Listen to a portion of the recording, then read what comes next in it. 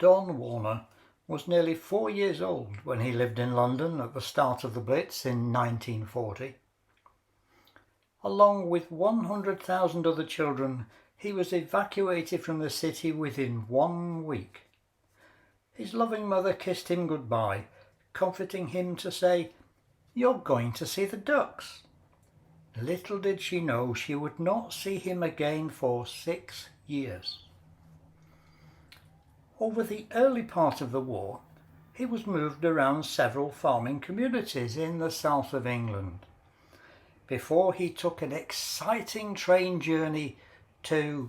7 hours after I got off the train, Bolton on the platform, and one of the older boys said, "We're in Bolton," because the sign was up there. Went up the stairs, and there we were in Bolton. So that day went by.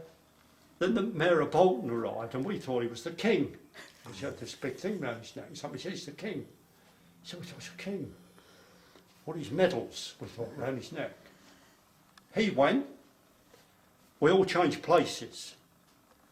Get your blanket, get your pillow, go over there, you go up there. Go.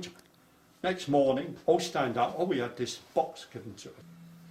But I got picked by a lovely woman, and she had a daughter with her. And I apparently was going to be a friend of her daughter. Her daughter didn't, as usual, didn't want to know me. Because I was an evacuee. You wasn't one of them. You understand? Mm-hmm. There was a barrier. When our friends came round, he's an evacuee.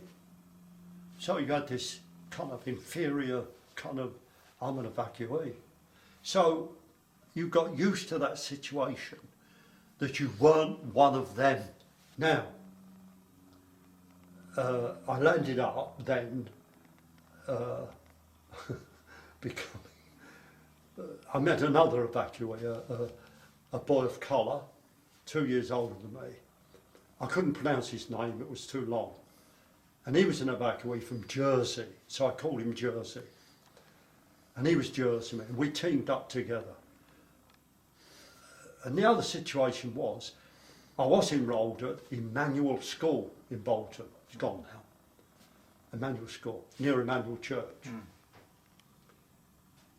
But it seemed to be as soon as you got to the school, and I had this all before, because you had a different accent, you didn't come from there, you didn't fit.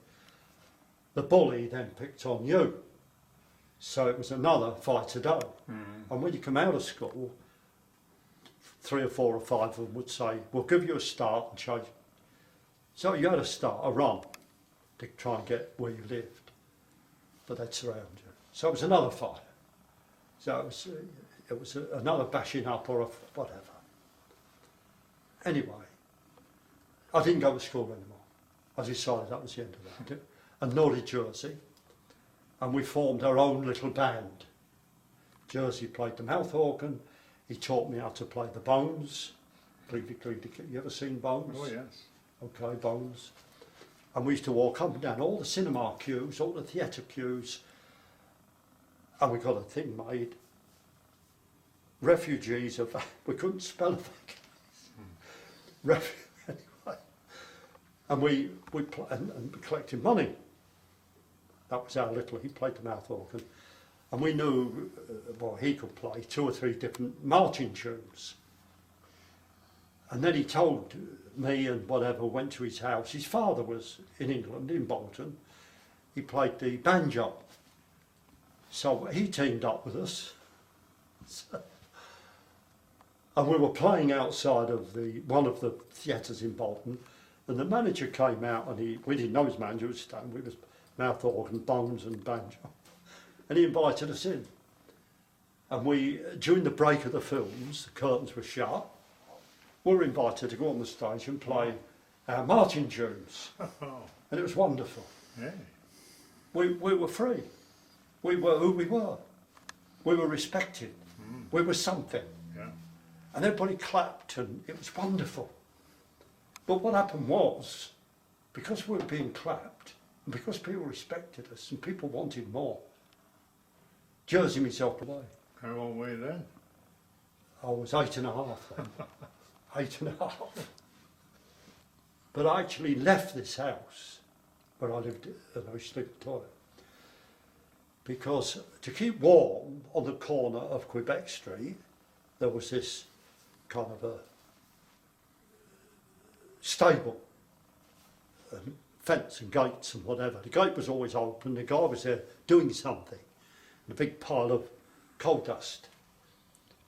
So I wandered in, and he had a big thing burning with coal dust and whatever. It was warm. So he gave me have you seen those toasting forks? Mm-hmm. You may have one or two here that come out. Size of bread. There was no white bread in the wok, by the way. It was all a brown, rusky, oatmeal-y kind of bread. I didn't see white bread till I was 14. And then moved in with Tom, who made the bricks. Tom was never married, but he had silicosis. He was been pensioned off as a miner because of his lung disease. And there was another friend of his, Jack, and he had the same. So they were mates. Both had, I used to call them the Coffin Twins, or Coffin Tom. Anyway, little boy's gag really, anyway. I told Jersey about this on one of our rehearsals, and he came up and met them. And we said, well, Will, how can we get... And they said, well, over there we have a stop. We looked up, we hunted all these covers and found a big pram. Great big pram with springs and big wheels. So we pushed it all the way down Dob Hill, and at the back of which used to be Bolton football ground was a slagging. It's all been dug out now, and it's like a centre, it's a trading centre, isn't it? Toys R Us used to be down there. Oh, down there, yeah. Yeah, that area, off Manchester Road. Yeah.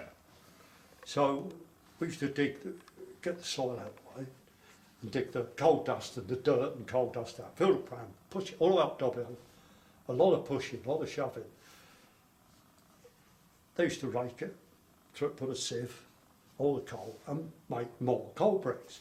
We used to put the coal bricks back in the pram, go round the cobbly streets with the pram, threepence a brick, as that says, penny openly broken up. That's old money.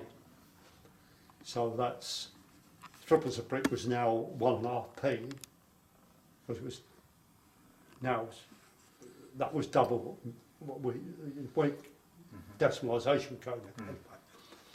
And any scraps and bits we had, we used to sweep them up and give them to pensioners for free. And those pensioners got to know us and took us in again for mugs of tea and bread and jam. So that was that kind of life that we built up. From that, we got a gypsy came round to, we built this up and built it up and built it up until we were selling probably 200 bricks a week, at threepence a brick. Yeah. I had moved in with Tom and his wife, his sister, who both never been married, and they loved me because I was like their son, Janet and Tom. Anyway, and then Jersey, you'd live with his father, but he used to come every day, and we used to go out with the pram.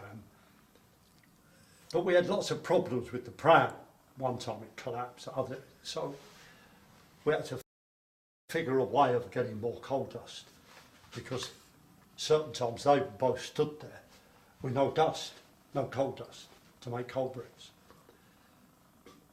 And then a Romany arrived, a gypsy man, with a horse and flat.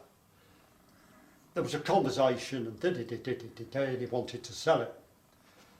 And he wanted, I didn't know what it meant, a handful, which is £20. Anyway, Tom paid it, off he went with his £20, which was nothing for a nice. Tom got a blacksmith up, checked the horse, all that, everything's okay. So we had a horse and we had a flat, but we couldn't lift the horse collar up. We had to struggle to get. Anyway, that's what we had. And it came to a situation where other gypsies arrived and said, that's been stolen, we want it back. And there was a lad with them, a gypsy lad who got hold of the reins, and I punched him.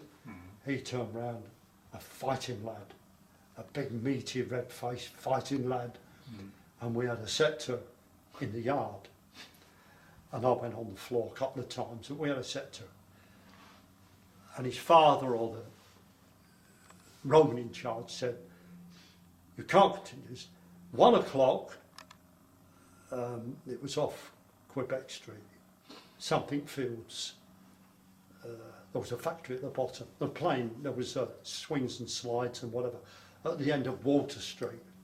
All gone now. I think the park's still, anyway, still there. 1 o'clock Saturday, gypsy fire. I didn't know what he meant, gypsy fire. Anyway, we kept the horse, which I called Peter, and the flat. So we went out doing what we did, but we were running 4 businesses. We were running at Coal Bricks. We should do pickups at Bolton Market, sacks of potatoes, cauliflowers, whatever, and deliver them to shops on the flat. We should do furniture removal. They put their furniture on before they could take it off. It was tied on, they paid us. They took it off. So they were responsible for the security of on and off. Yeah, yeah. We both used to go, Jersey myself. And then we had an egg round, because we eventually, through Gypsies, got chickens.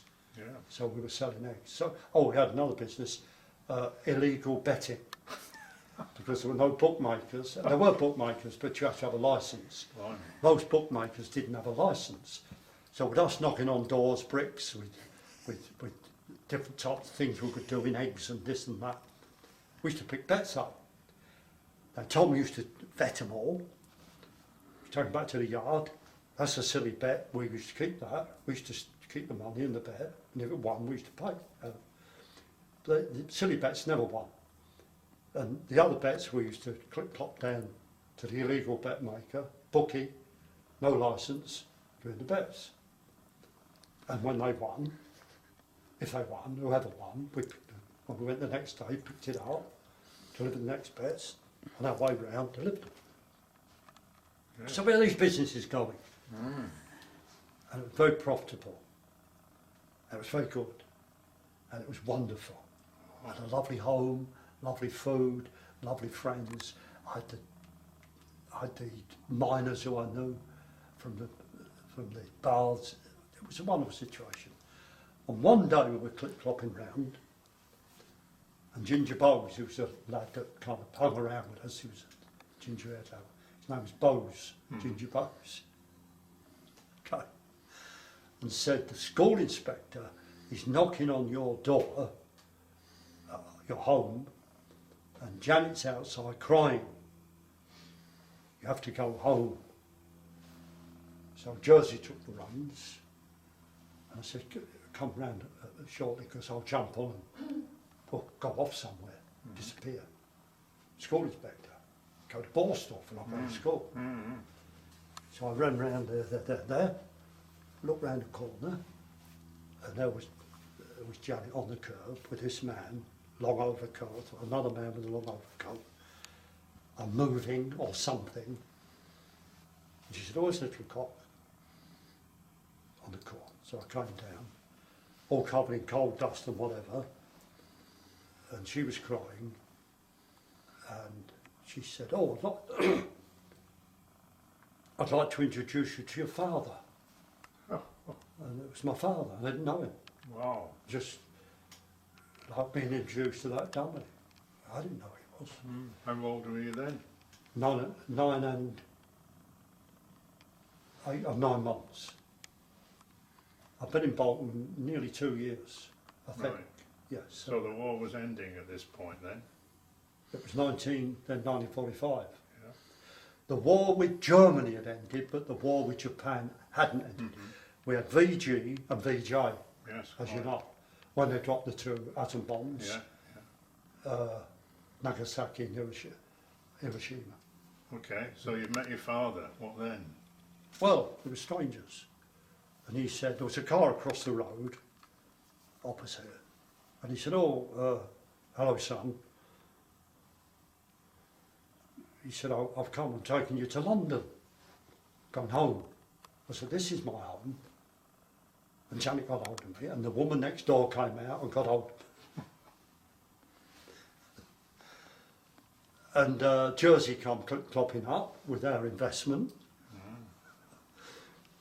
And I said, it's taking me to London. And he clopped down and got Jack and Coffin Tom, who were making copies. They appeared. He's not going anywhere. He lives here. Guy got out of the car with paperwork. He said, you'll be arrested. This is his father, legally. So another tooth was pulled out with no injection. And I had to go with this man, stranger, my father, who was speaking to me in this Cockney accent, to the railway. Oh, we went in this car. Took us. I went inside, I had to have a bit of a wash. Janet was crying all the time, Tom was crying, Jack was crying, Jersey was crying, I was crying, everyone was crying, except my dad. I had a bit of a wash, got bits and dabs, and I forgot that I'd left all my money there, because I had quite a few quid there in the money box. Yeah. We all knew where the money was, but I forgot with all this disruption. Yeah. So, and I'd walked out of all my businesses with Jersey to run.